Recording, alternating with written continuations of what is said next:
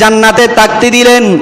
ওই জান্নাতের প্রত্যেকটা কামরায় কামরায় আমি আদম সফিউল্লাহ ঘুরার সুযোগ হয়েছে। আমি জান্নাতের প্রত্যেকটা চৌকটে চৌকটে আমি মুহাম্মদের নাম দেখেছি। আমি মুহাম্মদ সাল্লাল্লাহু আলাইহি ইসলামের কি দেখেছি?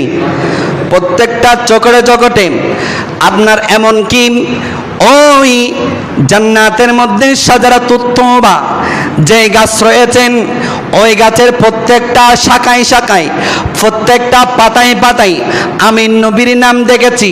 শুধু তাই নয়, আল্লাহ যে হুর গিলমান গুরু জান্নাতি মেহমানদের জন্য বানিয়েছেন খাদেম হিসেবে, ওই হুর গিলমানদের প্রত্যেকটা চোখের পুতুলের ভিতর তাদের কপালে, তাদের কাঁধে, তাদের হাতে, তাদের চেহারার মধ্যে আমি নূরে মুহাম্মদীর ওই নাম জল জল করে জ্বলতে দেখলাম।